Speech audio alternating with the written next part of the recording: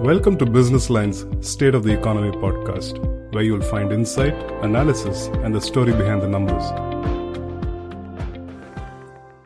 Hello and welcome to Business Line's State of Economy podcast on marketing and branding.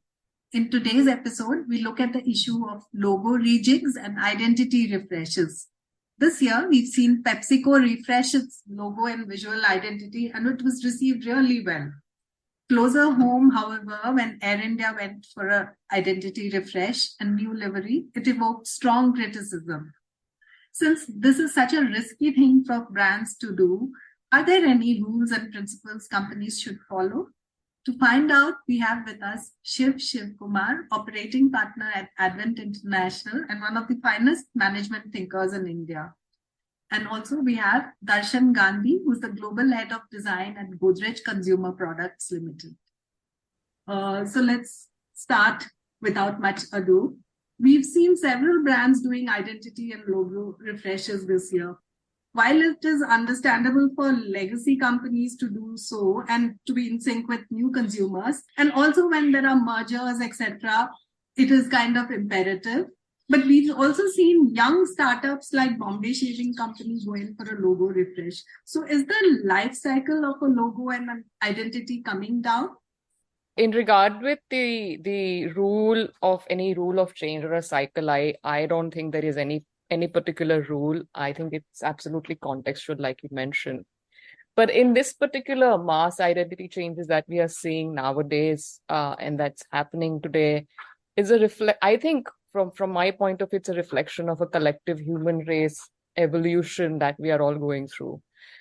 We view and consume large worldview through a very tiny window in our hands, through our mobile phones and thumbnails. And so many mediums have changed, so many conversations are changing, especially post-pandemic. And everything is overwhelmingly intense and cluttered, socially, culturally, psychologically, physically.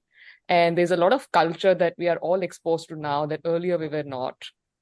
And I think, there's a fear of getting lost in everything that is so noisy, and it sort of calls for a stop or a start or a refresh button, And I believe that these changes in a way are reflective and revolutionary, because it is asking, all of that's happening with us is asking to reset our values and purpose and ideologies in this world, which is demanding a collective goodness and clarity, because there's so much out there.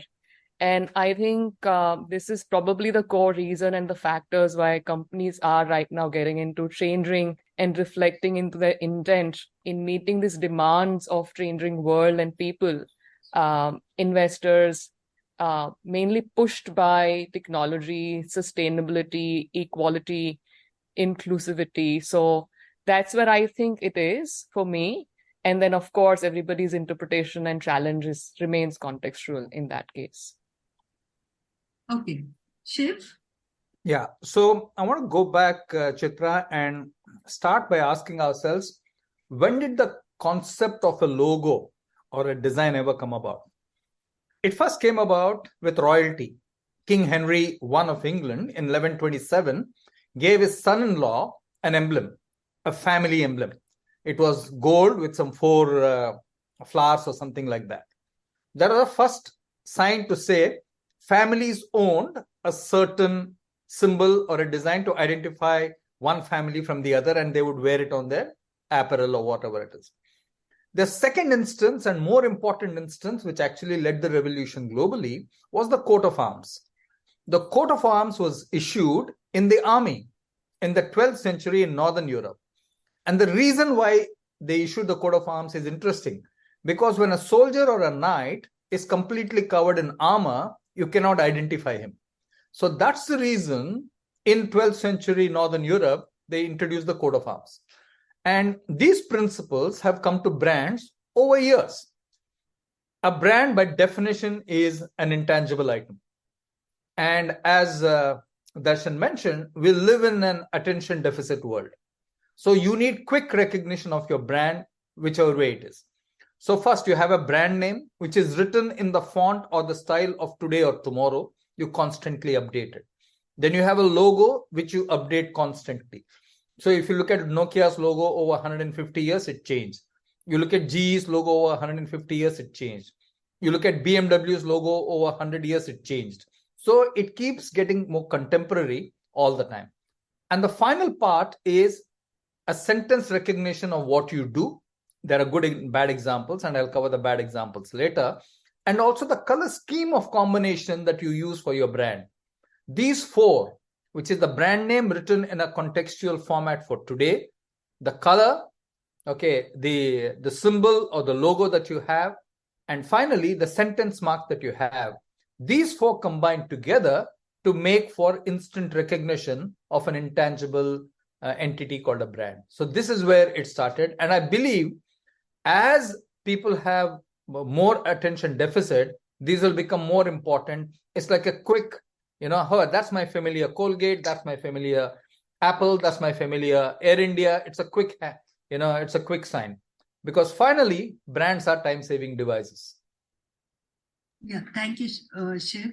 Good historical context there.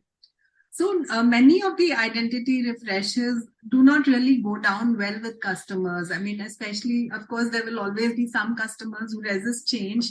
But how can companies take consumer along, especially when, they have no other choice but to change, like Philips changing to Versumi is a case in point. So how can brands take customers along? Well, my simple and sweet answer to that is it's very hard. It's always going to be very hard to please customers, because I think the core reason for identity or a logo change, it's a signal of organization reinvigorating their core values and purposes, of course, in line with what consumer wants. But it's also more than consumers, I think, them going through that process of kind of recalibrating, what is it that they need to do differently to engage with their customers in the right way, and that is true to their own DNAs of the company. So to me, identity change is more an inside out change, and it's more important to their internal people and investors and shareholders, because it's a signal that you need to do things differently as an organization, and you need to inculcate different values that responds to a larger social economical changes. And it's a big, loud message first to themselves as a reminder of the shifts as a mark of a positive, progressive change.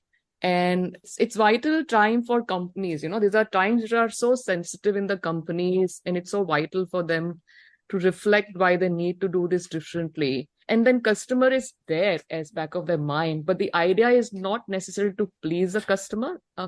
Finally, all that they think of how they aesthetically represent to customers, and aesthetics are important to make sure that it's conveying what they want to say in the smallest little size of that logo and emblem. There is always going to be some sort of a resistance, or to customers when change happens. There will always be a mixed responses.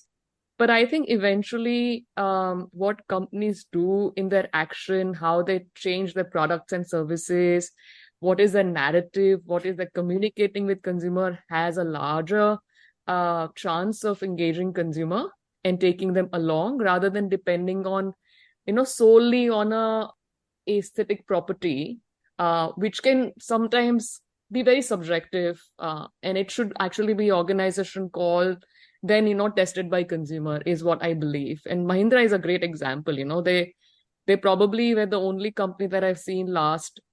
They've changed their identity completely from their was. They didn't borrow anything particularly from their old legacy. But, when you have such strong purpose of existence and well articulated, and the heart is in the right place, it is going to fly. Got it. So it has to also be communicated well. Yes, absolutely. Yeah. Shiv, I would say that, see, at any point of time, you have to stay contemporary. You look at the Colgate typeface and advertising of 20 years ago and today, it's significantly different, much more stylized, keeping in tune with today's environment. It's specific to changes. If you change your business, like a number of businesses have a E added to it. So let's take the two-wheeler companies like Hero, etc. Then that visualization and symbol has to be significantly different from what you've done in the past. Otherwise, you'll do yourself and your business a disservice. Similarly, important to ask, is this change aimed at consolidating with my current customers, or it's about bringing in new customers? Take something like SBI and what they did with YONO. Okay, SBI on its own stands for solidity and trust, etc. But YONO has to be a lot more younger, a lot more vibrant in order to get a new customer. A lot of banks and a lot of BFSI companies and fintech companies are going through this transition right now when they're trying to acquire new customers. An old company changing a logo, like for example, Nike has never changed its logo, the swoosh. However, Adidas has changed from the flower pattern of Adidas to the triangle pattern of Adidas, in line with the new thinking, which is impossible is nothing. Okay, which denotes that peak-like way in which they, signify the three lines. So it depends on the business, it depends on your customers, and it depends on how far you stretch your, current logo design. If you go way too far, I think people will resist it. Again, it depends on whether you're going after the current customers or an entirely new bunch of customers. And trust me, any logo change in the organization is always seen as a top management activity, and maybe a few marketing people involved. It will always have reactions to and against in the rank and file of the organization. Okay. Now let me play the role of a devil's advocate and ask, do logos really matter that much for a brand? Because we've all taken those logo quizzes, and some really big companies' logos we've not recognized. I mean, people haven't recognized. So if the company's products and the work speaks for itself, how important is the identity? No, I think logo absolutely does. I think it says its own advantage. If we human respond better to words and more complex patterns and a symbol, and that's what we've been creating for so many years. I mean, you go back to history, what we've left, our ancestors have left behind is symbols and motifs. And, we communicate much better with those forms and shapes and colors and respond better to that than, complex write-ups. So I think logo definitely kind of captures the spirit of, if you've done a good job of it, then, Nike swoosh gives me a great reason to buy your shoes, because how they've given a meaning to it, right? Now, again, how you consistently building the symbols, how it's seen, how good you are in its execution across the entire ecosystem and value, that changes a lot about creating and that memory structures in people. But if you do a good job of it, definitely is a big asset for you, and something that you can really become a timeless asset for you, and I think it's a great creative asset and a property that I would definitely look forward to build in anything that I would build in future or even now. Yeah, I would say a logo is very important. Simply stated, Chitra, you're at the G20. Can a country do without a flag? Okay, a flag is a logo in one sense, right? And all of us through school and college, we've tried to identify which flag is which country. We identify maybe 20, 30, 50. We don't identify maybe 20, 30, 50. That doesn't mean that the flag is irrelevant for a country. Similarly, anything which is visible outside, on the street, on wherever it is. Take, for example, vehicles. Can a car do without a logo? The answer is no. Because when I see a good car, I'd like to see what that car is. Similarly, sports apparel. Every sport apparel has its logo prominently displayed. Adidas, Nike, Puma. Every sports team has a logo which is prominently displayed. IPL, all the 10 teams have their logo prominently displayed. Airlines, all airlines have their coat of arms or equivalent on the tail of a plane. So when you're in an airport, you can easily make out. So because some people cannot identify logos does not mean that the logo is unimportant. In fact, I would actually go to the extent of saying, in your business, the news business, you actually have a logo along with a tune. Remember the old Doordarshan tune which started at 10 o'clock in the morning when the Doordarshan opened? Or remember the 9 o'clock news, okay, or the BBC news which comes or the BBC sportscast which comes with the popcorn, audio mnemonic. So I think all these are very, very important to create a residual image saying, oh, it's 9 p.m. I need to tune into news. It's 7 a.m. I need to tune into news. So I think logos in totality are extremely important for brands. Good you mentioned the tune part of it, Shiv, because I think in the mobile phone era, we've seen... Absolutely. Nokia, best example of all. Yeah, more and more, we've seen more and more companies play with like ringtone or the app, like Zomato has that sound or the Netflix sound. No, the best Netflix. Actually I find is UPI, Chitra. Okay. Yeah. UPI, when you pay UPI, they have a very clear mnemonic, which is fantastic because that is the trust element which consumers need that it's done. Okay. So Darshan also did mention that when talking about principles for logo, she says each one is a context by itself and has to be treated individually and all. But in the mobile phone era, when there is a lot of sensory branding, sound, and even a lot of brands are now investing in fragrances, or like you walk into a hotel and lemon tree, you do get the smell of lemon and so on. So how can logos tie in with the entire, if you're investing in an entire sensory branding experience, how do they tie in? The visual, how will it complement the other elements?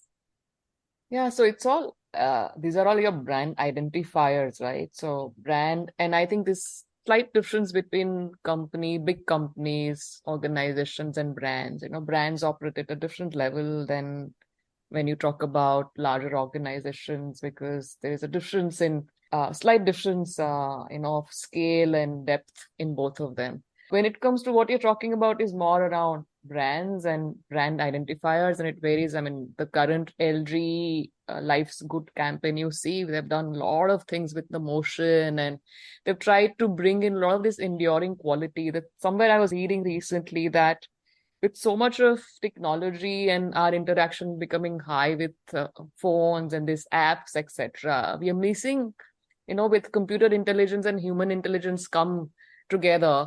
And because we are so used to this small humors and sounds and people and eye contacts, and that's why this emojis and motions, etc., we are missing.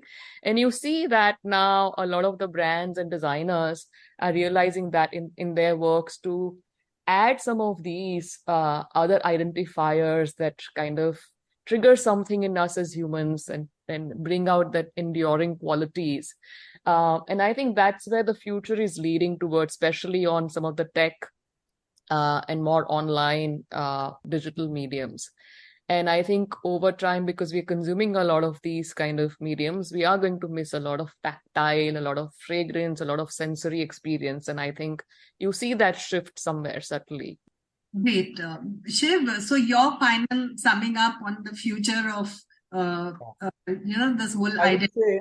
As Darshan mentioned, the future is unfortunately mobile for most logo designers and marketeers. Okay.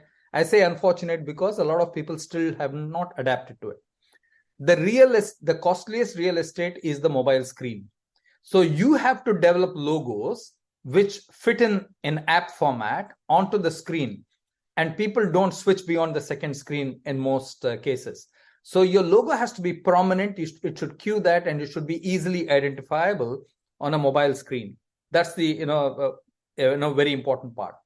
The second thing you mentioned about the senses, and we explored this in Nokia many, many times to say, how many of the senses can you technically really accentuate? And we found that most brands can at best do 3. So let's take Apple. I'm sure most people will not want the Apple taste when they use an Apple product in whichever way. Okay. So taste and smell are very difficult unless if you're in a physical place like a lemon tree and they, put out agarbattis or whatever it is, cueing lemony smell, that's fine. But for most product categories, it's very difficult to get taste and smell into that product category, especially if you're a hardware which does not incorporate that.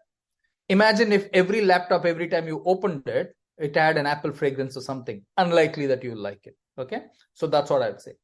And finally, going back to my point on attention deficit, logos will become even more important.